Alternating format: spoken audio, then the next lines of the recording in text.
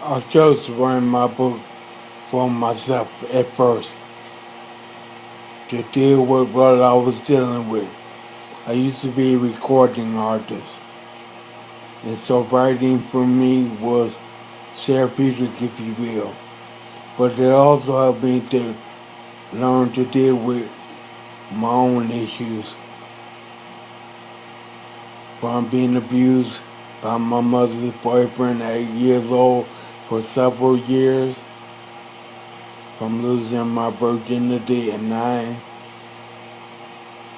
to learning how to hustle drugs at 13, to provide for me and my brothers, to living in the house by myself when my mother left for a year with just me and my brothers, where I had to work 2 jobs, hustle drugs, and go to school while paying rent and all the utilities and bills.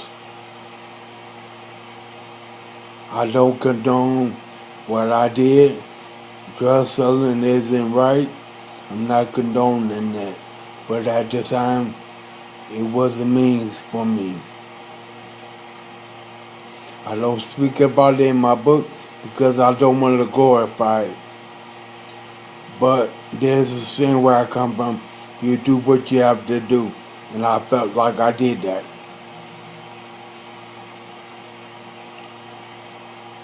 From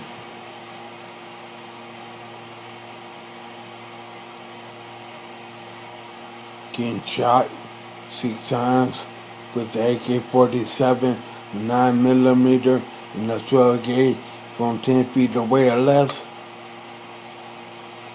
only giving a 40% chance to live, and only being in the hospital for a week.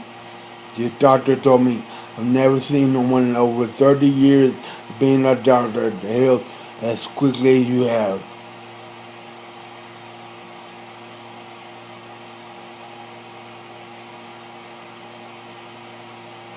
From my sister getting cancer and dying at 30 from breast cancer, which to me at that time was unheard of. Only 30 years old. I believe she had it at 27. Unbelievable. There's a lot of parts in the book, alright? I say I'm crying out while writing it because when you write down your life and the things you've been through, you relive that. And it takes you back to that place, whether it be my sister's death, or me getting shot, or my father dying, or my grandparents dying, any of those things. To being in the hospital. I worked at Chrysler for 10 years. I took the buyout in '07, July. So later that year, I was doing part-time jobs, construction, those things like that. Some stuff under the table, trying to make a way, you know. Then in 2010, I was with someone.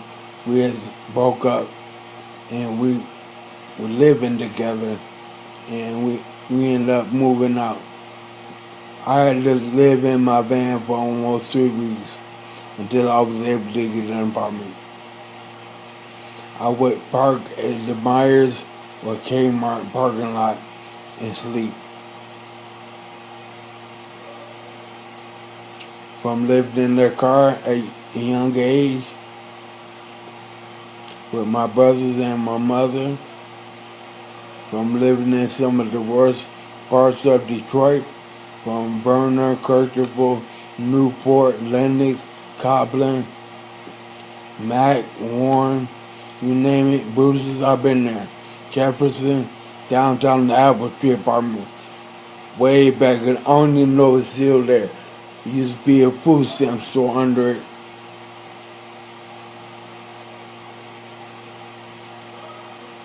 From taking that part-time job to a temp in 2010, August.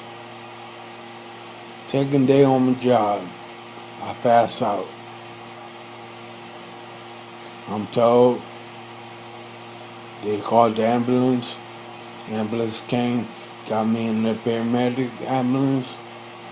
Had a temperature of 107.5. I died in the ambulance. Thank God they were able to bring me back. Got me to the hospital alive, but I was in a coma. I remained in a coma for over 3 months. Now, before any of this ever happened to me, I used to hear stories on TV or read about people being in a coma for 2 or 3 weeks having brain damage.